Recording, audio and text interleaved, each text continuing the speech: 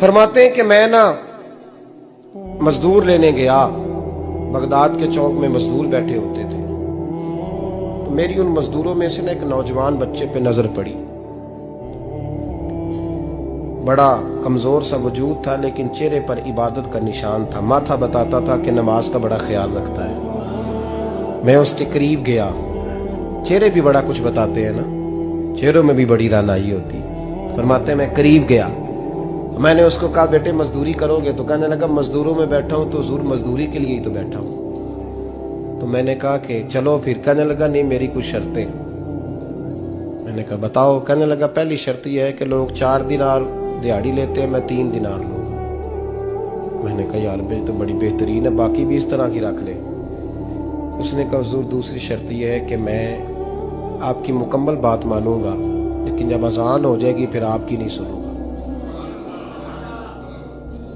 तीसरी बात उसने ये की कि हुजूर मैं आपके घर में काम करूंगा पर आपके किसी सवाल का जवाब नहीं दूंगा। कहते मैंने कहा यार तू बड़ा अजीब है, शर्तें तो मालिकों की होती हैं। कहने लगा जी बहरहाल मैं शर्तें लगा के जाता हूँ। फरमाते मैं उसे घर ले आया। काम मैंने उसको बताया तो जो काम मजदूर सारे दिन में करता है ना, उसने 2 घंटे में ही कर दिया। हमारे मजदूर सिगरेट पीने में भी तो आधा घंटा लगाते हैं, वो चाय पीने जाएं तो पौना घंटा वहां। उनको भी तो दयानतदारी करनी चाहिए कि नहीं करनी चाहिए? ने मुआहदा किया है ना जी, तो पूरा उतरना चाहिए ना। कहते 2 घंटे में। अब काम जब बंदा शुरू कराता है तो काम और निकल आता है। कहते काम मैंने उसको और बता दिया, वो करने लगा। उसने मिट्टी निकाल के रखी थी बाहर रास्ते में, तो अजान हो गई जोर की। उसने वहीं कुदाल छोड़ी कही और चलने लगा। तो मेरा बेटा कहने लगा इसको जरा बराबर कर दो। कहने लगे चुप कर जा, तेरे बाप से बात हुई थी, जब अजान होती है तो मैं किसी और की नहीं सुनता, सिर्फ अल्लाह रसूल की सुनता हूँ। कहते हो मस्जिद चला गया, नमाज पढ़ के आया तो दोपहर का वक्त था। मेरी बीबी कहने लगी इसको को खाना खा ले। कहते हमने कहा खाना खा लो। तो कहने लगा मैंने रोजा रखा, रमजान भी नहीं था, नफली रोजा रखा। फरमाते हैं शाम हुई, मैंने 3 दिनार दिए। तो मैंने कहा तेरा नाम क्या है? कहने लगा मैंने आपसे कहा था मैं किसी सवाल का जवाब नहीं दूंगा। कहते वो चला गया। अगले दिन मैं फिर लेने गया उसे, काम कुछ और निकल आए। तो लोगों ने बताया वो सिर्फ हफ्ते वाले दिन आता है। मैंने कहा क्यों? कहने लगे जी वो कहता है मेरा हफ्ते का खर्चा 3 दिनार है, जब 3 दिनार कमा लेता हूं तो बाकी सारा टाइम अल्लाह रसूल की जिक्र में गुजार दिया करता हूं। फरमाते हैं जी अगले हफ्ते मैं फिर लेने गया। मैंने पूरा हफ्ता इंतजार किया कि काम उसी से कराना है। मैं जब गया तो मैंने कहा चलो। कहने लगा मेरी शर्तें याद है ना? और मैंने कहा याद है भाई, साथ चल। फरमाते हैं काम कराया। 2-3 हफ्ते वो आता रहा। एक हफ्ते में गया तो लोगों ने कहा हुजूर आज नहीं आया। क्यों? कहने लगे बीमार हो गए।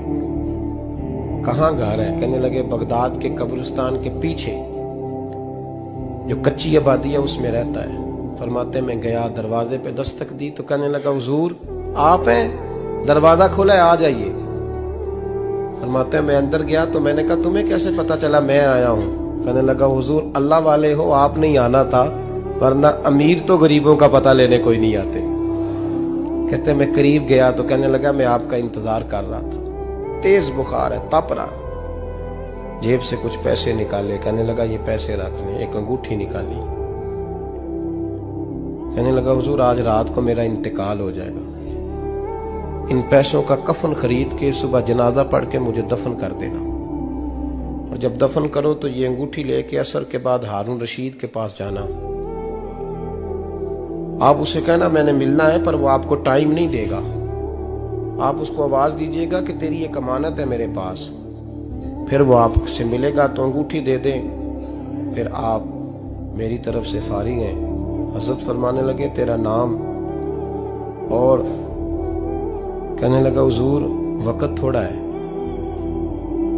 आज रात मैंने जाना है, बड़ी लंबी माफी मांगनी है रब करीम से, अगर मुनासिब समझे तो मुझे अपने रब से तन्हाई कर देने। फरमाते हैं मैं आ गया पर उसकी बातों ने मुझे सारी रात सोने नहीं दिया। फरमाते हैं सुबह बड़ी मुश्किल से सूरज निकला, मैं गया दरवाजे पे हाथ रखा तो दरवाजा खुला हुआ था। अंदर दाखिल हुआ तो खुशबुएं मेरा इस्तकबाल कर रही थी। जब चेहरे से कपड़ा हटाया तो उसका तो इंतकाल हो चुका। इंतकाल हो चुका है, ऐसे है जैसे किसी का दीदार करके सोया। कहते मैं तो 2 आदमी ले गया था जनाजे पे, पर पता नहीं दुनिया किधर किधर से आई, कहां कहां से। अखां जदों मीटियां जमाना मैनू रोवेगा, अपना ते अपना बेगाना मैनू रोवेगा। फरमाते हैं मैं तो 2 बंदे ले गया था, पर पता नहीं मखलूक कहां कहां से आई। जनाजा पड़ा, दफन किया। हारून रशीद के पास में असर के बाद गया, मैंने बुलाना चाहा पर बादशाह था, मेरी तरफ देखा ही नहीं। मैंने उसको कहा तेरी एक अमानत मेरे पास है। फरमाते हैं वो मुझे कोने पे ले गया, क्या बात है, कमरे में बुलाया, मैंने अंगूठी दी। हारून रशीद तो चीखे मारने लगा, कहने लगा अंगूठी वाला कहाँ है? मैंने कहा वो तो इंतकाल कर गया। कहने लगा मुझे कब्र पे ले चल। कहते मैं कब्र पे लाया तो वो लेट गया, तड़प के रोने लगा। मैंने कहा मेरा कलेजा फट जाएगा, ना उसने कुछ बताया ना तूने बताया, ये कौन था? तो हारून रशीद कहने लगा ये मेरा बेटा था। मैंने कहा तेरा बेटा और मजदूर? कहने लगा हुजूर ये हजरत दाऊद ताई के पास बैठा करता था, उनका मुरीद था, मुझे रोज कहता था अब्बा तूने बड़ी दुनिया इकट्ठी कर ली है, मरते वक्त तुझसे टांगे समेटी नहीं जाएंगी, इतना हिसाब नहीं तू दे सकेगा। मैं इसको समझा देता, इसकी अम्मा समझा देती। ये रोज हमें कहता छोड़ दो, आ जाओ अल्लाह रसूल की बारगाह में झुक जाएं। हम समझ। एक दिन ये चला गया, कहने लगा फिर तुम्हारा रास्ता और है और मेरा रास्ता और है। ये सोने की अंगूठी गलती से इसके पास रह गई, गलती से हीरे की अंगूठी चली गई। कहने लगा देखो मेरे बेटे ने आज वो भी वापस कर दी है। फिर तड़प के कहने लगा हारून रशीद था तो ये मेरा बेटा, पर मेरा मुर्शद निकला, मेरा पीर निकला। भाई जिंदगी तो बड़ी थोड़ी है ना। बाबा साहब ने कहा था उठ फरीदा सुत्या, और दाढ़ी आ गया पूर, अग्गा नेड़े आ गया, पिछा रह गया दूर। उठ फरीदा सुत्या खलकत वेखन जा, मते कोई मिल जाई बख्शिया ते तू ही बख्शिया जा। उठ फरीदा सुत्या झाड़ू दे मसीत, तू सुते रब जागदा, तेरी डाडे नाल परीत। मेरा रब हमें भी अपनी बारगाह में कबूल फरमा।